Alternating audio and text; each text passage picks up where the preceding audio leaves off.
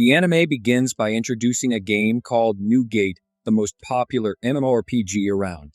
In this game, players can become anything they want. However, the game has taken a dark turn and transformed into a deadly trap. Even worse, players can no longer log out, similar to the scenario in Sword Art Online.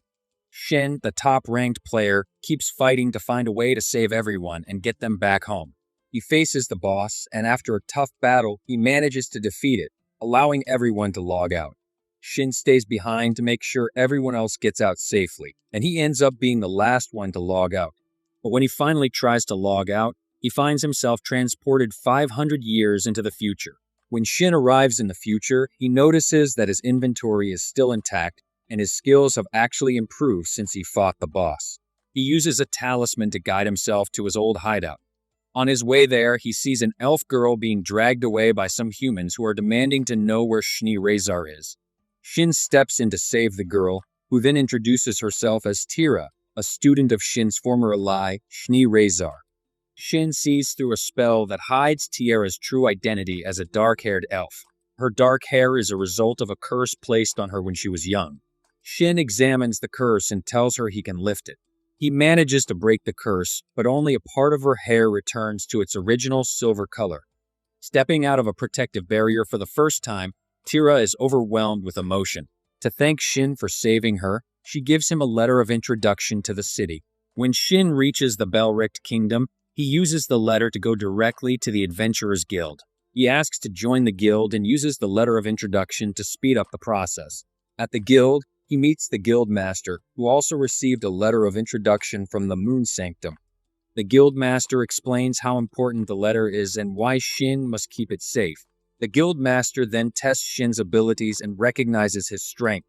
Shin joins the guild as a G-rank adventurer and sets out on his first quest.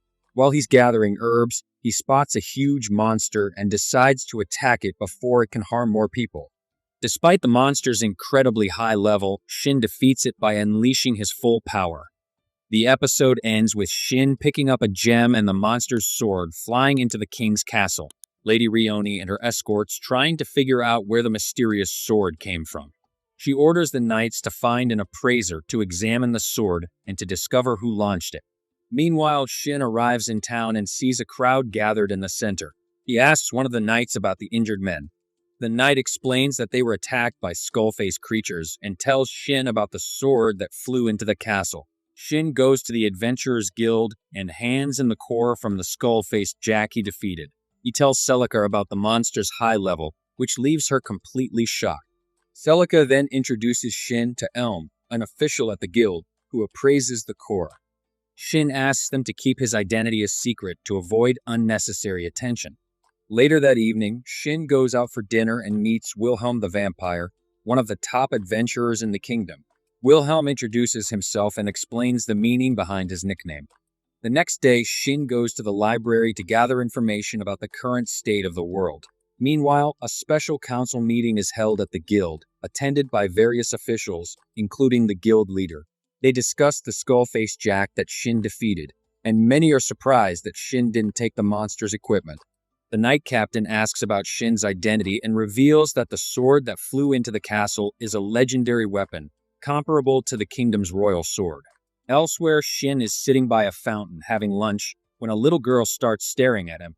He invites her to try some of his food, and she eagerly accepts. Wilhelm then arrives to pick up the girl, explaining that she is from a nearby orphanage. Before they leave, the girl asks Shin to save a fox that is trapped in the northern forest. That night, Shin thinks about the girl's request. Since he has nothing else to do, he decides to go help. The next day, Shin goes to the Moon Sanctum and gives Th3 a weapon that belongs to Th3. He also gives her a set of magic envelopes for sending long-distance messages, which he hopes will help him contact Th3. Shin then heads into the northern woods, where he encounters a strange barrier that attacks people mentally. However, due to his incredibly high level, the barrier has no effect on him. He reaches a shrine at the center of the barrier and destroys it. Inside the shrine, he finds a little fox that has been cursed and poisoned. Shin heals the fox, but they are soon attacked by a wave of undead creatures. Shin defeats the undead, but the increasing miasma affects the shrine's guardians, causing them to become hostile. With the fox's help, Shin defeats the Guardians. He learns that the fox is a top-tier monster called Elemental, and he is pleased to have it as a companion. The episode ends with Shin receiving a message from Th3 informing her of Shin's arrival. Shin returns from the temple accompanied by an Elemental.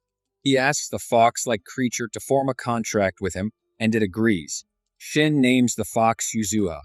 Soon after, Shin receives a message from Th3 informing him that she has managed to contact Shin. Shin heads to the Adventurers Guild to report the number of skull faces he found surrounding the kingdom. After giving his report, Shin goes over to the mission board and notices a quest from the orphanage, seeking a skilled successor. Curious about it, he decides to take on the quest.